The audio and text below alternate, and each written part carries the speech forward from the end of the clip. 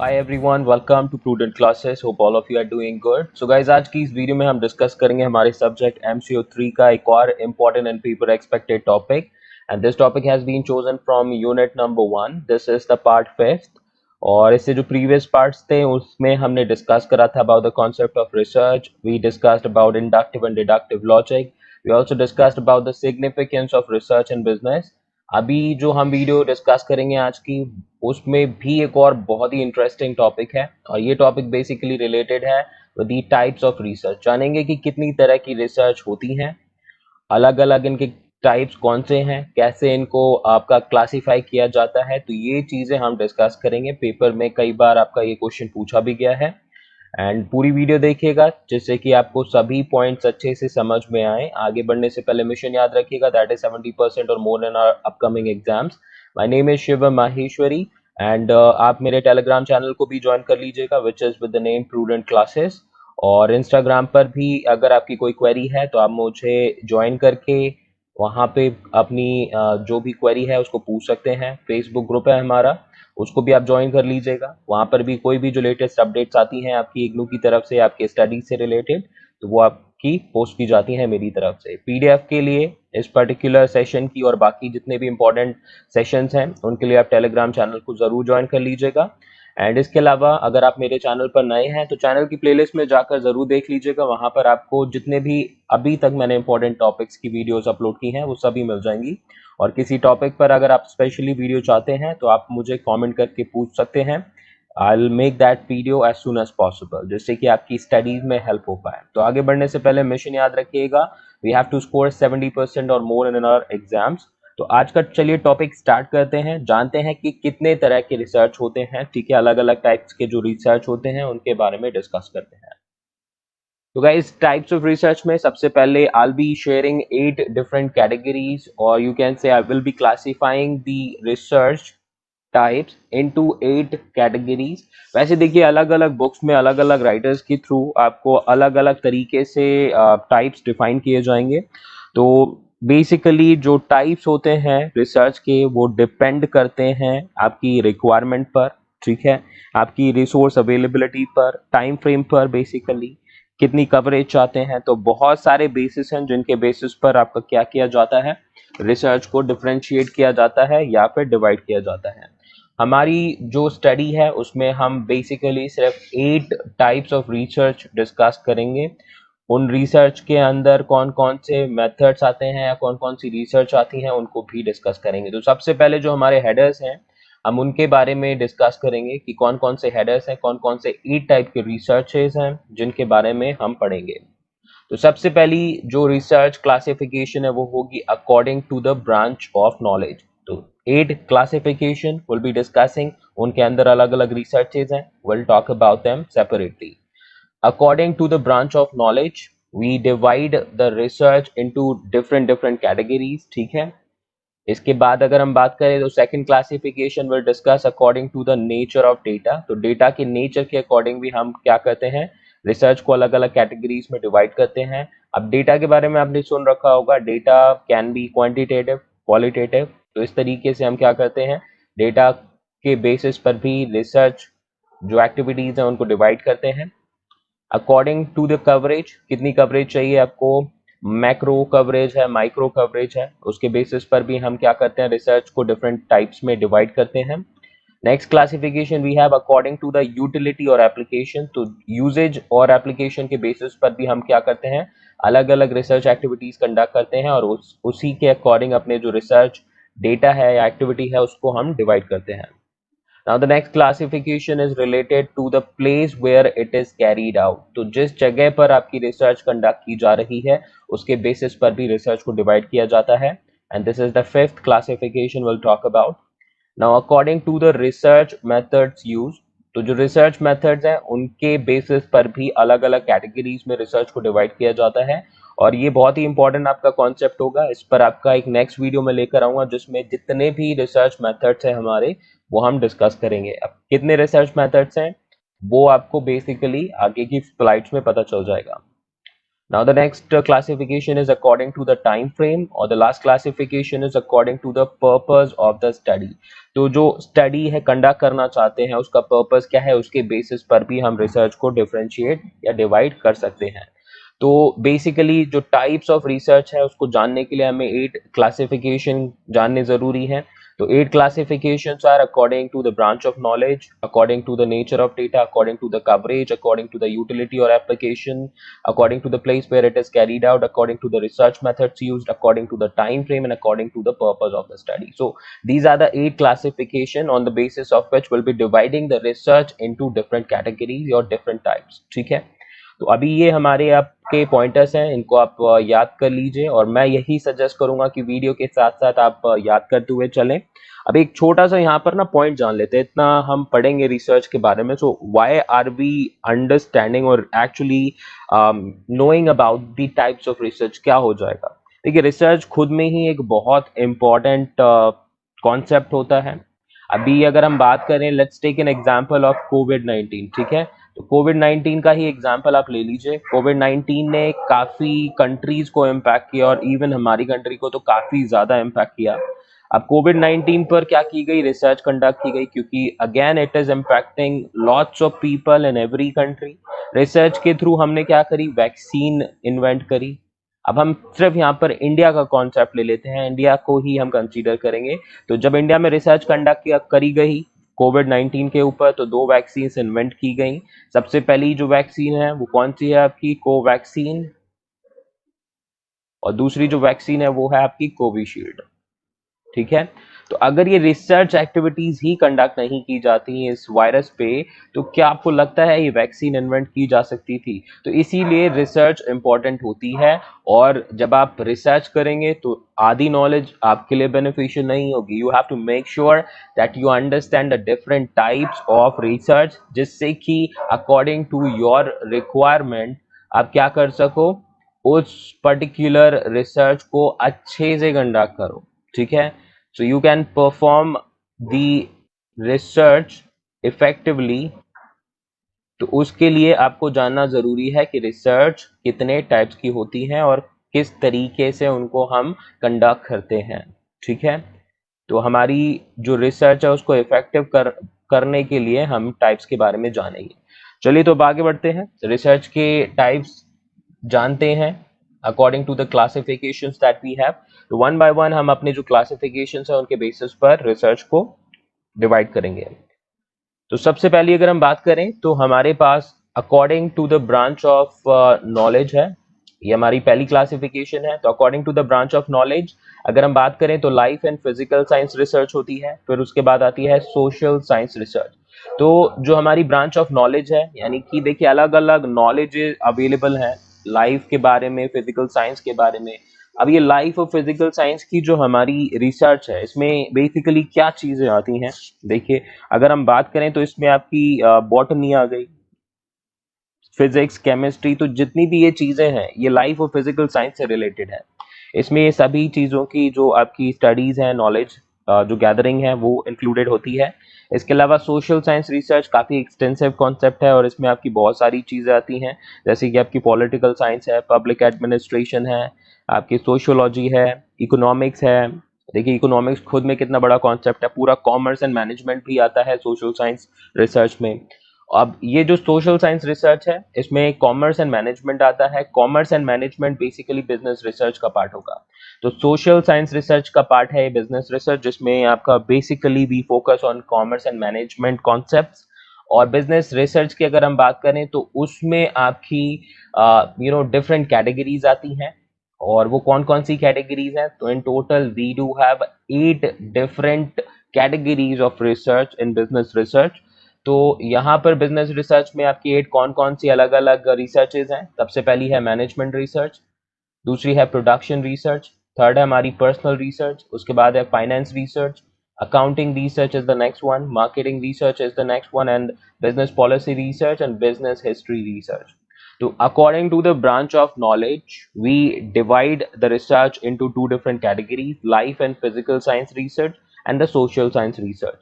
Social science research के अंदर आपका बिजनेस रिसर्च का कॉन्सेप्ट आता है, और बिजनेस रिसर्च में हमारी अलग अलग तरह के रिसर्चेस कंडक्ट किए जाते हैं, which are management research, production research, personal research. अभी पर्सनल बेसिकली ह्यूमन रिसोर्स से रिलेटेड है, finance research, accounting research, marketing research, business policy research and business history research. चलिए तो अब एक एक करके इन सभी के बारे में जान लेते हैं कि मैनेजमेंट रिसर्च क्या होता है, प्रोडक्शन रिसर्च क्या होता है, पर्सनल रिसर्च क्या होता है। ठीक है, तो सबसे पहला जो हमारा पॉइंट है वो है रिलेटेड टू मैनेजमेंट रिसर्च। तो it focuses on the studies of different functions of the management such as planning, organizing, staffing, communicating, coordinating, motivating and controlling. तो मैनेजमेंट रिसर्च जितने भी मैनेजमेंट के फंक्शंस होते हैं उन पर फोकस करता है, और उनसे रिलेटेड जो भी रिसर्च या स्टडीज कंडक्ट की जाती हैं तो उनसे डील करेगा हमारा मैनेजमेंट रिसर्च। अब जो मैनेजमेंट रिसर्च है और जो हमारे फंक्शंस होते हैं मैनेजमेंट के, वो कौन कौन से होते हैं जिन पर आपकी मैनेजमेंट रिसर्च वर्क करती है, वो है आपके planning, organizing, staffing, communicating, coordinating, motivating and controlling. ठीक है, तो इस पॉइंट को ध्यान रखिएगा। Let's talk about the next point that we have which is related to the production research। तो प्रोडक्शन रिसर्च जैसा कि आप देख सकते हैं नाम से, ये फोकस करेगी आपके प्रोडक्शन एक्टिविटीज पर जो कि एक ऑर्गेनाइजेशन में कंडक्ट होंगी। तो it focuses on raw materials and equipments and cover different aspects such as new and better ways of producing goods, inventing new technologies, reducing the cost, improving the product quality, etc। तो production research किस पर करेगी, जितनी भी production से related activities होंगी, चाहे वो रॉ मटेरियल परचेज हो, इक्विपमेंट परचेज हो, जिस और या फिर कोई एक नई तरीका हो, नई टेक्नोलॉजी हो जिसके थ्रू आप अपने प्रोडक्शन को इम्प्रूव कर सके या अपनी कॉस्ट को रिड्यूस कर सके या प्रोडक्ट की क्वालिटी को इम्प्रूव कर सकें, तो everything will be included in production research. Okay, चलिए अब आगे बढ़ते हैं। हमारा नेक्स्ट टाइप ऑफ रिसर्च जो कि है पर्सनल मैनेजमेंट रिसर्च, और you can say the human resource management research. तो it focuses on human aspects of the business which affects organisational behaviour and productivity. तो जितनी भी ऑर्गेनाइजेशंस होती हैं वहां पर हम लोग ही काम करते हैं, ह्यूमंस ही काम करते हैं, और we human are very sensitive to many things. We show different behaviors in different situations. Our productivity also gets impacted according to the environment where we are in, or according to the mindset that we have, according to our mood basically। तो हमारे mood के according भी changes होते रहते हैं। तो जितने भी human aspects हैं जो कि business को affect करते हैं, उसके बिहेवियर को या उसकी प्रोडक्टिविटी को अफेक्ट करते हैं, तो वो सारी जो रिसर्चेज या स्टडीज कंडक्ट की जाती हैं वो पर्सनल मैनेजमेंट रिसर्च में आती हैं।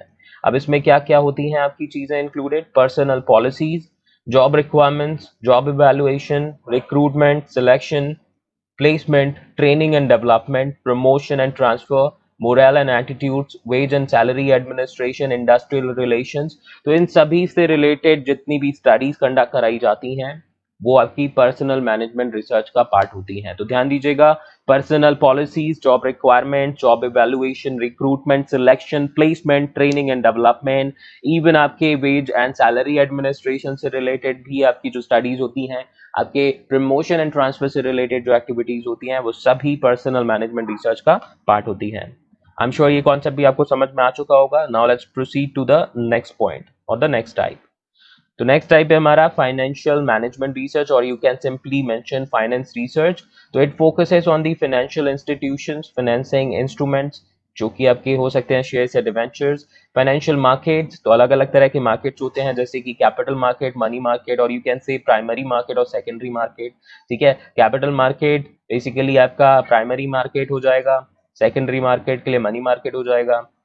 तो फाइनेंशियल सर्विसेज जितनी भी हो गई आपकी, merchant banking, discounting, factoring, financial analysis जितने भी होंगे, investment analysis, ratio analysis, fund flow, cash flow analysis etcetera. तो ये सभी चीजों पर जो भी स्टडी या रिसर्च कंडक्ट की जाती है वो फाइनेंस रिसर्च कहलाती है, फाइनेंशियल मैनेजमेंट रिसर्च कहलाती है। ओके, तो आई एम श्योर ये भी पॉइंट क्लियर होगा आपको। Now let's talk about the next research which is the accounting research. तो जितनी भी अकाउंट से रिलेटेड आपकी रिसर्च कंडक्ट की जाती है, ठीक है, अकाउंट में आपका चाहे कोई नया मेथोडोलॉजी लाया जाए या एग्जिस्टिंग मेथोडोलॉजी पर आपका वर्क किया जाए, तो वो सारे अकाउंटिंग रिसर्च का पार्ट होगा। So focuses on accounting information which is used as a basis for reports to the management, shareholders, investors, tax authorities, regulatory bodies and other interested parties। तो आप सभी को पता है जो अकाउंटिंग इंफॉर्मेशन है बिजनेस की, वो कई सारे यूजर्स हैं जिनको रिक्वायर्ड होती है। कुछ इंटरनल यूजर्स होते हैं, कुछ एक्सटर्नल यूजर्स होते हैं। इंटरनल यूजर्स में आपके मैनेजमेंट हो गया, ठीक है, शेयर होल्डर्स हो गए, इन्वेस्टर्स हो गए। एक्सटर्नल में आपकी टैक्स अथॉरिटीज आती हैं, रेगुलेटरी बॉडीज होती हैं, और आपकी फाइनेंशियल इंस्टीट्यूशंस होती हैं, एक्सेट्रा एक्सेट्रा। और accounting research basically includes inventory valuation, depreciation accounting, gap stands for generally accepted accounting principles, accounting standards, corporate reporting etc। तो अकाउंटिंग रिसर्च में सभी चीजें ये इंक्लूडेड होती हैं, चाहे वो इन्वेंट्री वैल्यूएशन से रिलेटेड हो, डेप्रिसिएशन अकाउंटिंग से रिलेटेड हो, गैप के कॉन्सेप्ट से रिलेटेड हो। गैप का कॉन्सेप्ट जो कि बहुत ही कॉमन है, आप सब ने पढ़ रखा होगा जितने भी अकाउंट्स के स्टूडेंट्स होंगे या कॉमर्स के स्टूडेंट्स होंगे। Generally accepted accounting principle, accounting standards के बारे में आपने पढ़ रखा होगा, कॉर्पोरेट रिपोर्टिंग के बारे में आपने पढ़ रखा होगा। तो ये सभी कॉन्सेप्ट से रिलेटेड जो भी रिसर्च या स्टडीज होती हैं वो अकाउंटिंग रिसर्च का पार्ट होंगी। नाउ चलिए बात करेंगे अपने नेक्स्ट रिसर्च की, जो कि है मार्केटिंग रिसर्च। तो मार्केटिंग से रिलेटेड जो भी आपकी रिसर्च या स्टडीज कंडक्ट कराई जाती हैं वो मार्केटिंग रिसर्च का पार्ट होती हैं। तो it basically focuses on the product development and distribution problems, marketing institutions, marketing policies and practices, consumer behaviour, advertising and sales promotion, sales management and after sale services etcetera. It also includes market potentials, sales forecasting, product testing, sales analysis, market surveys, test marketing, consumer behavior studies, marketing information system etc। तो marketing research बहुत बहुत important research consider की जाती है। And जैसा कि आप देख सकते हैं इसके थ्रू बहुत सारी एक्टिविटीज हैं जिन पर फोकस किया जाता है, whether it's related to the product development, whether it's related to the product distribution, किस तरीके से प्रोडक्ट को मार्केट में आपका पहुंचाया जाए, मार्केट के थ्रू कस्टमर्स को अट्रैक्ट किया जाए, मार्केटिंग पॉलिसीज क्या होनी चाहिए, क्या आपकी उसकी प्रैक्टिसेस होनी चाहिए मार्केटिंग की, कंज्यूमर बिहेवियर को आइडेंटिफाई कैसे करें, उसको यूज कैसे करें अपने मार्केटिंग एक्टिविटीज के लिए, एडवर्टाइजमेंट किस तरीके से करें, कौन सा सेल्स प्रमोशन अप्लाई करें, सेल्स मैनेजमेंट कैसे करें, आफ्टर सेल्स सर्विसेज कैसे देनी है। ये सभी से रिलेटेड जो भी रिसर्च कंडक्ट की जाती हैं वो मार्केटिंग रिसर्च का पार्ट होती हैं, ठीक है। और इसके अलावा देख लीजिएगा मार्केट सर्वेज हो गए, टेस्ट मार्केटिंग, ये भी आपकी मार्केटिंग रिसर्च का ही पार्ट होती है। नाउ बात करेंगे हम अपनी next type of research which is business policy research. So it focuses on business policies and their implications. The results of this research is used as an indicator for policy formulation and implementation.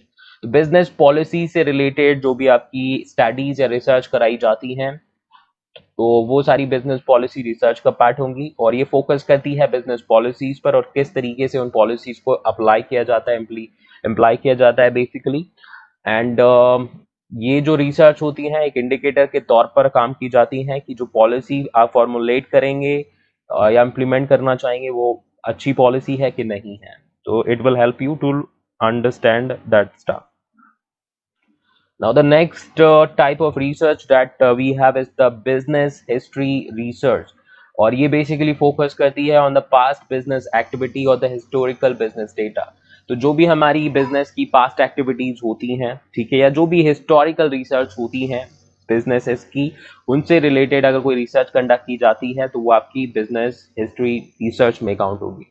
मान लीजिए आज से 5 साल पहले आपकी जो business थी उसमें प्रॉफिट काफी अच्छा हो रहा था, लेकिन अभी एकदम से प्रॉफिट आपका रिड्यूस हो चुका है। तो you can conduct a study to identify कि आज से 5 साल पहले आप ऐसा कौन सा काम कर रहे थे, कौन सी एक्टिविटीज कर रहे थे जिसकी वजह से आपका प्रॉफिट ज्यादा था और अभी कम है। ओके, तो आई एम श्योर कि ये जितने भी रिसर्च के टाइप्स थे वो आपको समझ में आ चुके होंगे। अभी हम आगे बढ़ते हैं, अपने सेकेंड क्लासिफिकेशन को डिस्कस करेंगे। तो हमारा जो सेकंड क्लासिफिकेशन है वो रहेगा basically according to the nature of data. तो डेटा के नेचर के according we divide the research into two categories. First is the quantitative research and second is the qualitative or non-quantitative research, ठीक है। तो according to the nature of data we divide the research into two categories or two types, quantitative research and qualitative or non-quantitative research, okay। अब चलिए जानते हैं quantitative research क्या होती है। तो this research is based on measurement और quantities of the phenomenon under study. In other words it is the data based and research and hence more objective and more popular. तो सबसे ज्यादा popular और सबसे ज्यादा ऑब्जेक्टिव रिसर्च अगर हम बात करें अकॉर्डिंग टू डेटा टाइप, तो वो है आपकी क्वांटिटेटिव रिसर्च। इसमें आप क्या करेंगे, जो डेटा होती है जो कि एक पर्टिकुलर नंबर हो सकती है, फिगर्स में हो सकती है, जिसको आप मेजर कर सकते हैं, ऐसी डेटा हो सकती है जिसको आप किसी पर्टिकुलर एक्टिविटी पर अगर आप कोई स्टडी कंडक्ट कर रहे हैं तो उससे रिलेटेड जो भी आपके नंबर्स, फिगर्स या डेटा है अवेलेबल, उसके बेसिस पर अगर आप रिसर्च कंडक्ट कराते हैं तो वो क्वांटिटेटिव रिसर्च होगी। क्वांटिटेटिव मतलब जहां पर आपके पास में नंबर्स अवेलेबल हैं। Let me give you an example. आप देखना चाहते हैं कि एक प्रोडक्ट है, प्रोडक्ट एक्स, ठीक है। चलिए थोड़ा सा समझ लेते हैं। मान लीजिए एक प्रोडक्ट है, प्रोडक्ट एक्स। तो हर महीने की आप उसकी परफॉर्मेंस देख सकते हैं कि जैन, फेब, मार्च, अप्रैल, उसकी सेल्स की डेटा आपके पास है और प्रॉफिट की डेटा आपके पास है, ठीक है। सेल्स आपने की कितनी, 2000 यूनिट्स। प्रॉफिट हुआ आपको 1 करोड़। आपने अगले महीने सेल करी आपकी 3000 यूनिट्स की, फिर आपका प्रॉफिट हो गया 1.5 करोड़। और उसके बाद आपने करी सेल्स 5000 की, तो आपका प्रॉफिट हो गया 3 करोड़। तो ऐसे ही यहाँ पे करिए आपने 6000 की, तो आपका प्रॉफिट घट के हो गया 2.5 करोड़। तो ये जो डेटा है इन नंबर्स के बेसिस पर भी रिसर्च आपकी कंडक्ट की जा सकती है।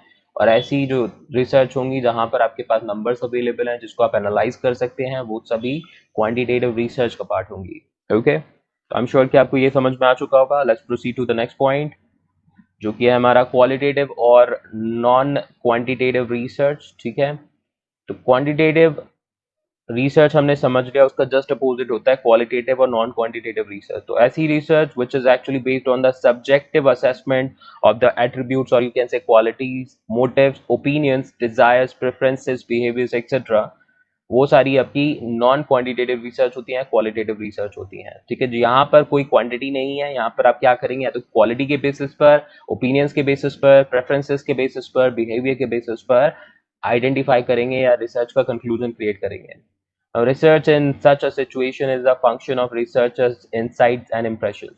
तो यहाँ पर जितनी भी क्वालिटेटिव डेटा पर रिसर्चेस कंडक्ट की जाती हैं वो सभी डिपेंड होती हैं रिसर्चर के इनसाइट और इम्प्रेशन पर। रिसर्चर का परसेप्शन क्या है वो एक्चुअली में आपके रिसर्च के आउटकम को इम्पैक्ट करेगा, ठीक है। अगर मान लीजिए आपको चेक करना है कि आपका जो प्रोडक्ट है वो कितना पसंद आ रहा है आपके कस्टमर्स को, तो उसके लिए आप एक सर्वे कंडक्ट करा सकते हैं, रिसर्च कर सकते हैं उस पर, और वहां से आपको फीडबैक मिलेगा। कुछ लोग बोलेंगे आपका प्रोडक्ट बहुत अच्छा है, कुछ लोगों को कोई आइडिया नहीं है आपके प्रोडक्ट के बारे में, और कुछ लोग आपके नेगेटिव रेस्पॉन्स भी दे सकते हैं। तो इस तरह की जो आपके आउटकम्स हैं वो आपके क्वालिटेटिव रिसर्च का पार्ट होंगे। नाउ अब बात करेंगे हमारी जो नेक्स्ट क्लासिफिकेशन है according to the coverage. According to the coverage we do have two types of researches. First is the macro research, second is the micro research. Okay, अब क्या है macro research? Macro research, let's understand. तो macro research की अगर हम बात करें तो मैक्रो बेसिकली क्या है, बड़े लेवल पर आपकी रिसर्च होगी, और माइक्रो बेसिकली स्मॉल लेवल पर होगी, ठीक है। तो मैक्रो स्टडी क्या है, is it's basically a study और the research of the entire public और पॉपुलेशन, और micro study is basically a part of that population. Okay, तो ध्यान दीजिएगा, जैसे आपने जो कॉमर्स के स्टूडेंट होंगे मैक्रो इकोनॉमिक्स पढ़ा, माइक्रो इकोनॉमिक्स पढ़ा, जब भी आप एक इंडिविजुअल, एक इकोनॉमी या फिर एक कंट्री के बारे में बात करेंगे, उसकी स्टडी करेंगे, तो वो आपकी क्या है, माइक्रो स्टडी है, माइक्रो रिसर्च है। और जब आप पूरे पॉपुलेशन के बारे में पढ़ेंगे, पूरे वर्ल्ड के बारे में पढ़ेंगे, तो वो आपकी बेसिकली मैक्रो रिसर्च में काउंट होगी। नाउ हम बात करेंगे नेक्स्ट क्लासिफिकेशन की। अकॉर्डिंग टू द यूटिलिटी और application we do have again two different types of researches available. पहला है बेसिक रिसर्च और दूसरा है applied research. Okay, according to the utility और application we do have two types of researches, basic research and applied research. तो अब जानते हैं कि बेसिक रिसर्च क्या है और अप्लाइड रिसर्च क्या होती है। Now, basic research, if we'll talk about this research, is also known as pure or theoretical or fundamental research. तो ध्यान दीजिएगा, बेसिक रिसर्च को आप प्योर रिसर्च भी बोल सकते हैं, थ्योरेटिकल रिसर्च या फिर फंडामेंटल रिसर्च भी बोल सकते हैं. And this research includes original investigations for the advancement of knowledge that does not have specific objectives to answer problems of sponsoring agencies. तो बेसिक रिसर्च बेसिकली आपके कोई भी कॉमन टॉपिक पे रिलेटेड हो सकती है, ठीक है. इसका पर्पस होता है कि जो हमारी एग्जिस्टिंग नॉलेज है उसको इम्प्रूव करना, ठीक है. अब ये किसी पर्टिकुलर ऑब्जेक्टिव के साथ नहीं की जाती. आपको प्रॉब्लम आती है, आप उसको एनालाइज करते हैं, उस पर रिसर्च करते हैं और अपना जो इन्वेस्टिगेशन है उसका आउटकम दे देते हैं. तो ऐसी जितनी भी टाइप की रिसर्च होती हैं ये हमारी बेसिक रिसर्च होती हैं, ठीक है. इनका कोई स्पेसिफिक ऑब्जेक्टिव नहीं है और कोई भी पर्पस नहीं होता जिसको मीट करने के लिए एक्चुअली ये रिसर्च कंडक्ट की जाती है. बस आपको प्रॉब्लम आई और उसके बेसिस पर आपने क्या करा, उस पर रिसर्च स्टार्ट कर दिया, उसको एनालाइज करना स्टार्ट कर दिया, उस पर इन्वेस्टिगेशन स्टार्ट कर दी. तो ऐसी रिसर्च आपकी बेसिक रिसर्च कहलाएंगी.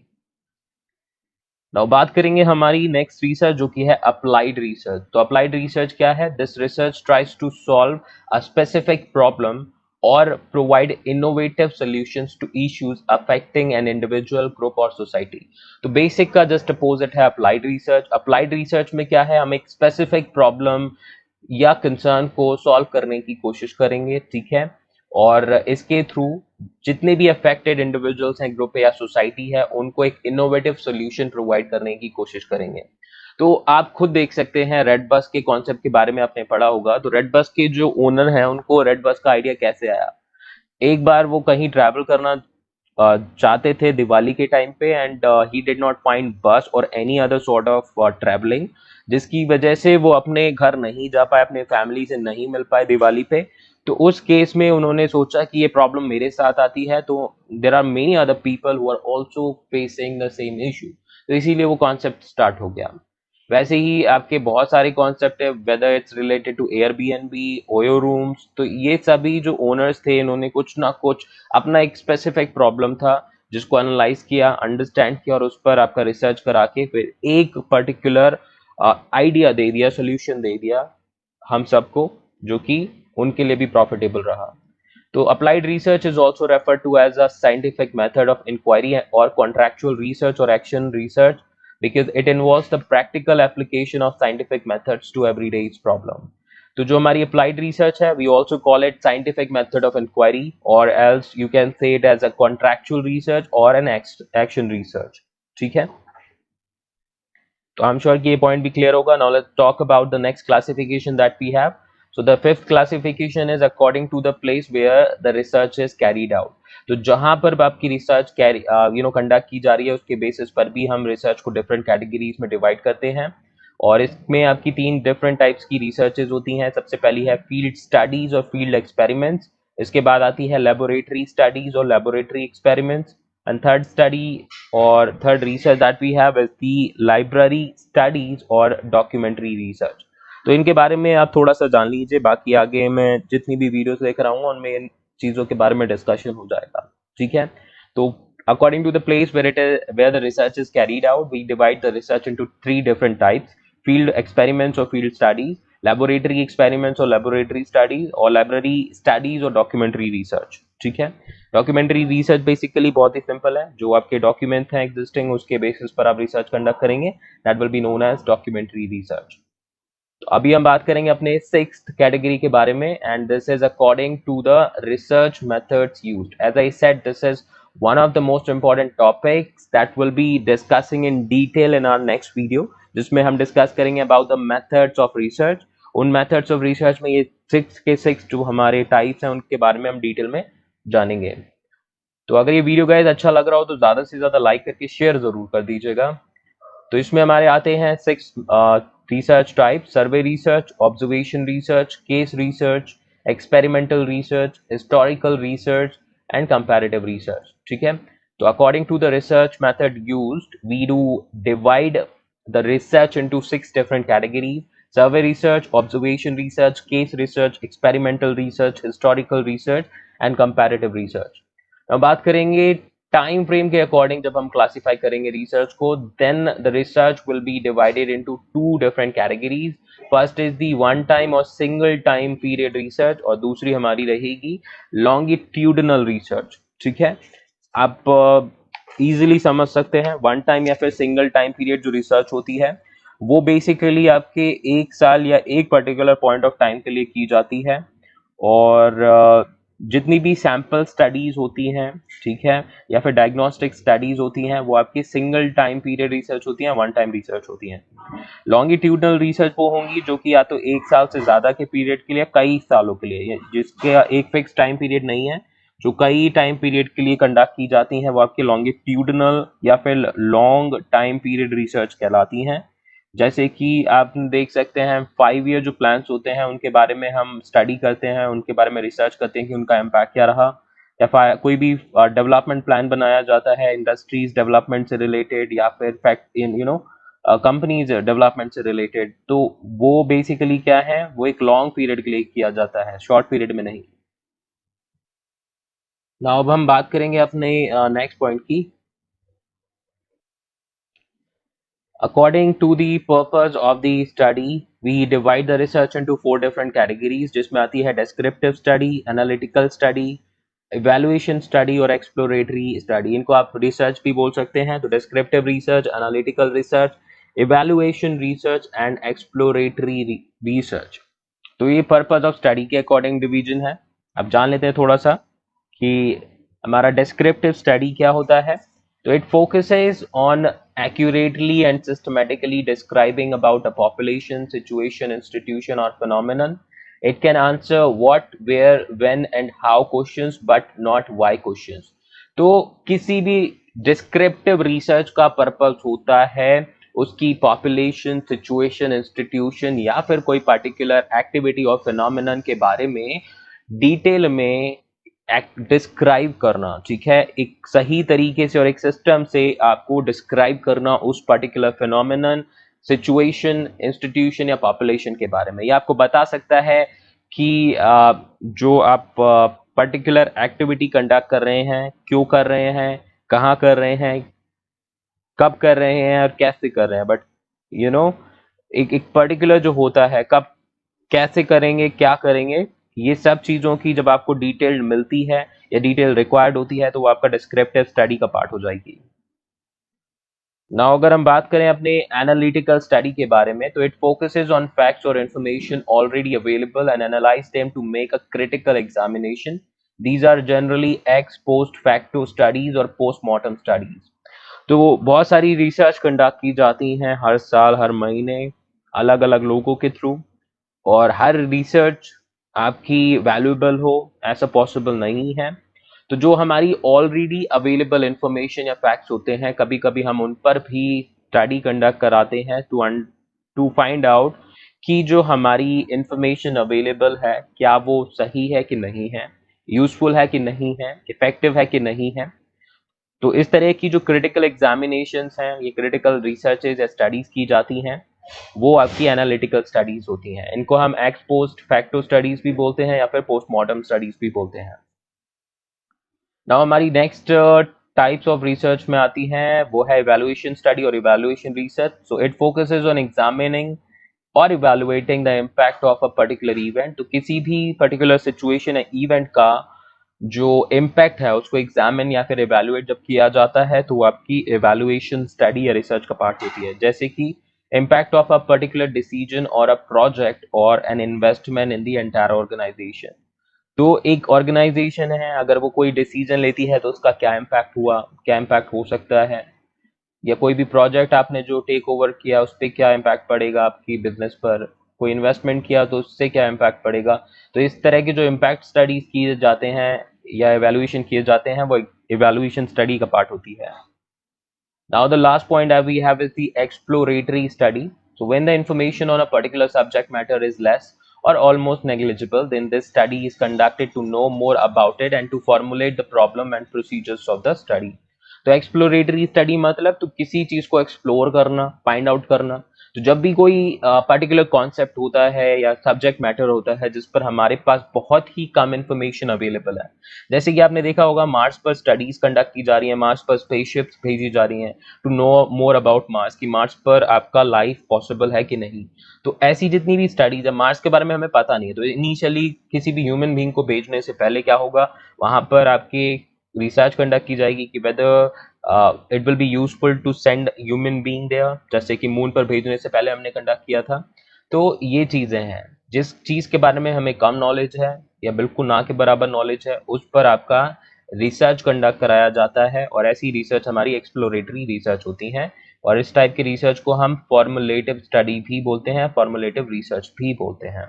ओके, तो गाइज यहाँ पर जितने भी हमारे पॉइंट्स थे हमने डिस्कस कर लिया। आई एम श्योर कि आपको अच्छे से समझ में आए होंगे, और अगर ये क्वेश्चन आता है आपके एग्जाम में, you will be in a position to attempt it very nicely, very effectively, and you can score maximum marks in the examination. ठीक है, तो अभी मिलते हैं नेक्स्ट वीडियो में। अगर वीडियो अच्छी लगी हो तो ज़्यादा से ज़्यादा लाइक कर दीजिएगा और अपने दोस्तों के साथ शेयर भी कर दीजिएगा, ताकि उनको भी इस वीडियो के थ्रू हेल्प हो सके। आपके लिए बहुत एफर्ट कर रहा हूँ और आगे भी करता रहूंगा, तो अपना सपोर्ट बनाए रखिएगा। टेलीग्राम चैनल को ज्वाइन कर लीजिएगा, जिससे कि आपको अपडेट्स भी मिलती रहें और वीडियोस की पीडीएफ भी आपको मिल जाएंगी, जिससे कि आप एग्जाम टाइम में अपना जो रिवीजन है वो अच्छे से कर पाए। ठीक है, तो अभी मिलते हैं नेक्स्ट वीडियो में। अभी के लिए इतना ही। Thank you so much and perform best in your exams. Bye bye, take care.